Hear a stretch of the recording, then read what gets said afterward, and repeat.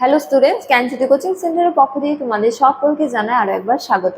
তো স্টুডেন্টস, আজকের ক্লাসে আমরা যে বিষয় নিয়ে আলোচনা করব তা হলো মুঘল যুগের স্থাপত্য ও শিল্পকলা পার্ট 1 নিয়ে। ঠিক আছে, তো আজকের ক্লাসে আমরা কেবলমাত্র মুঘল যুগের বৈশিষ্ট্যগুলি নিয়ে আলোচনা করব, এছাড়া সম্রাটদের অবদান নিয়ে আমরা পরের ক্লাসে আলোচনা করব। ঠিক আছে, তো এখানে সেজন্য পার্ট 1 বলা হয়েছে। তো আলোচনা শুরু করার পূর্বে তোমাদের বলে রাখি, তোমরা যারা যারা SKBU অর্থাৎ সিধু কানু বিরসা ইউনিভার্সিটির অন্তর্গত 4th সেমিস্টারে রয়েছে, তোমাদের যাদের যাদের মেজর হিস্ট্রি রয়েছে তাদের পেপার 5 এর একটি গুরুত্বপূর্ণ টপিক নিয়ে আজকের ক্লাসে আমরা আলোচনা করব। তো আলোচনা শুরু করার পূর্বে তোমরা একটা ছোট্ট ইনফরমেশন দিয়ে রাখি যে তোমরা যারা যারা ভাবছো তোমরা এই সেমিস্টারে আমাদের সাথে অনলাইনে যুক্ত হবে, তোমরা স্ক্রিনে দুটো নাম্বার দেখতে পাচ্ছ। এই দুটো নাম্বার হলো আমাদের জ্ঞানজ্যোতি কোচিং সেন্টারের অফিসিয়াল হেল্পলাইন নাম্বার। তো তোমরা এই দুটো নাম্বারের মধ্যে যে কোনো একটিতে যোগাযোগ করে আমাদের সাথে যুক্ত হতে পারো। এছাড়া তোমাদেরকে একটু কোর্স ডিটেলসটাও বলে রাখি যে তোমাদের যাদের যাদের মেজর কোর্স রয়েছে তোমাদের জন্য যে কোর্স ফিটা রাখা হয়েছে সেটা রাখা হয়েছে কেবলমাত্র 1199 টাকা। এছাড়া তোমাদের যাদের যাদের মাইনর কোর্স রয়েছে তোমাদের জন্য যে কোর্স ফিটা রাখা হয়েছে সেটা রাখা হয়েছে কেবলমাত্র 699 টাকা। তো স্টুডেন্টস, এই ছিল ইনফরমেশন। এবারে আমরা আজকের আলোচনা শুরু করব। তো দেখো, মুঘল যুগ সম্পর্কে বলা যায় যে এই যুগে কিন্তু স্থাপত্য ও শিল্পকলার যথেষ্ট উন্নতি হয়েছিল। ঠিক আছে, বা যথেষ্ট বিকাশ লাভ করেছিল স্থাপত্য ও শিল্পকলার। এছাড়া বলা যায় যে কেবলমাত্র স্থাপত্য শিল্পকলায় নয়, তার পাশাপাশি সাহিত্য, চিত্রকলা, ভাস্কর্য বিভিন্ন দিক থেকে মুঘল যুগে কিন্তু অভূতপূর্ণ বিকাশ হয়েছিল। ঠিক আছে, বা বিকাশ ঘটেছিল। তো মুঘল যুগে স্থাপত্য ও শিল্পকলার কিন্তু যথেষ্ট বিকাশ বা উন্নতি পরিলক্ষিত হয়, এবং এর পাশাপাশি বলা যায় যে এই যুগে পার্শ্বিক ও ভারতীয় শিল্পরীতির এক অভূতপূর্ণ সমন্বয় পরিলক্ষিত হয়। ঠিক আছে, অর্থাৎ এই যুগের যে স্থাপত্যগুলি সেগুলি ভারতীয় শিল্পরীতি এবং পার্শ্বিক শিল্পরীতির সমন্বয়ে গঠিত হয়েছিল। তো সুতরাং বলা যায় যে এই যুগে কিন্তু স্থাপত্য শিল্পকলার যথেষ্ট বিকাশ পরিলক্ষিত হয়। তো আজকের ক্লাসে আমরা এই যুগের স্থাপত্য শিল্পের বৈশিষ্ট্যগুলি নিয়ে আলোচনা করব। ঠিক আছে, তো দেখো বলা হয়েছে যে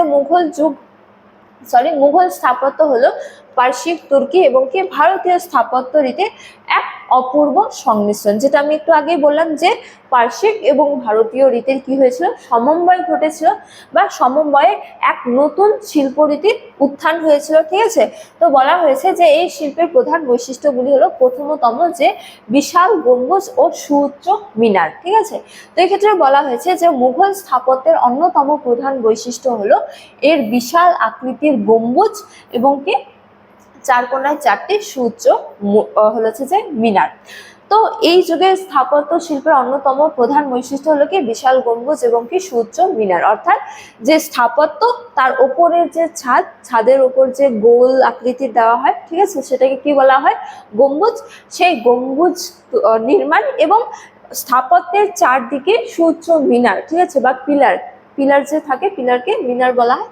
ঠিক আছে, তো এই চারপাশে 4টি মিনার, উঁচু উঁচু মিনার, এবং এটা ধরো স্থাপত্য, এর ছাদে গোল গম্বুজ, ঠিক আছে, এবং চারপাশে 4টি মিনার। ঠিক আছে, 4 সাইডে 4টি মিনার।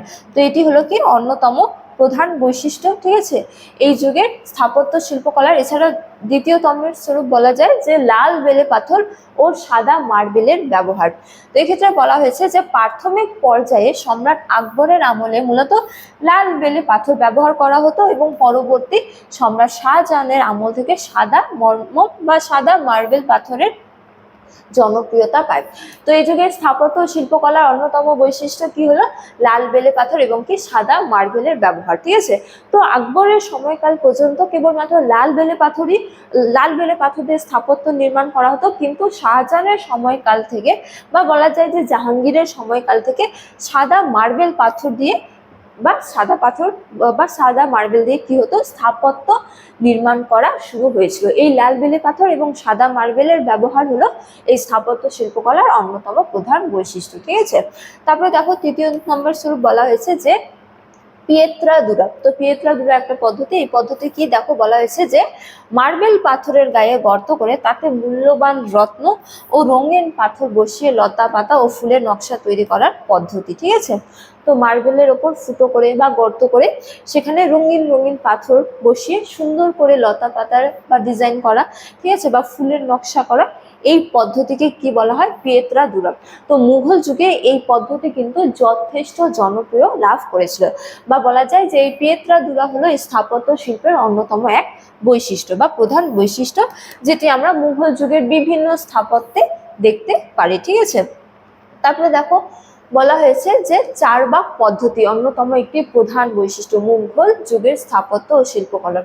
তো এক্ষেত্রে বলা হয়েছে যে মুঘলরা তাদের স্থাপত্যের চারপাশে জ্যামিতিক নকশার বাগান তৈরি করত। ঠিক আছে, একটি বর্গাকার বাগানকে জলপ্রবাহ ও রাস্তা দিয়ে 4টি সমান ভাগে ভাগ করা হতো। ঠিক আছে, ভাগ করার পদ্ধতি। তো তারা এই স্থাপত্য শিল্পকলায় কিন্তু বাগান তৈরি করতো, ঠিক আছে, জ্যামিতিক আকারে।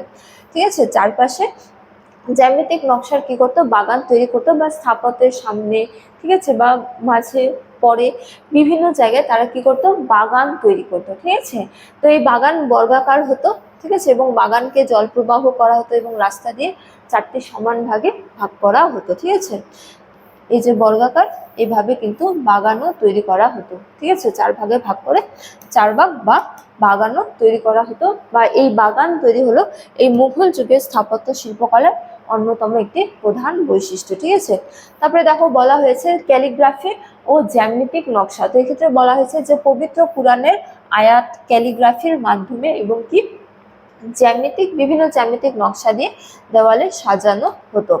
তো এই যে বিভিন্ন স্থাপত্যগুলি, সেই স্থাপত্যের গায়ে নকশা করে কি হচ্ছে যে কোরআনের যে আদর্শ, সেই আদর্শ কি করা হতো?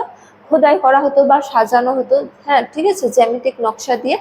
তো এই পদ্ধতিও পরিলক্ষিত হয়, বা বলা যায় যে এই বৈশিষ্ট্য পরিলক্ষিত হয় মুঘল যুগের স্থাপত্য ও শিল্পকলায়।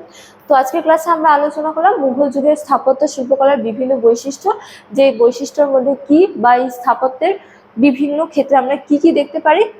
বিশাল গম্বুজ ও সুউচ্চ মিনার, এছাড়া লাল বেলে পাথর, সাদা মার্বেলের ব্যবহার, এছাড়া কি পিয়েত্রাদুরা পদ্ধতি এবং চারবাগ ও পদ্ধতি পরিলক্ষিত হয়, এছাড়া কি ক্যালিগ্রাফি ও জ্যামিতিক নকশা পরিলক্ষিত হয়। তো স্টুডেন্টস, এই ছিল আজকের আলোচনার বিষয়। এর পরের ক্লাসগুলোতে আমরা সম্রাটদের অবদান নিয়ে আলোচনা করব। ঠিক আছে, অর্থাৎ কোন কোন সম্রাট কি কি নির্মাণ করেছেন, তাদের পদ্ধতি নিয়ে আলোচনা করব, অর্থাৎ সম্রাটদের অবদান নিয়ে আমরা পরের ক্লাসে আলোচনা করব। তো আজকের ক্লাস এতটাই, তোমাদের সাথে দেখা হবে পরবর্তী ক্লাসে। ততক্ষণ তোমরা সকলেই ভালো থাকো, সুস্থ থাকো। Thank you.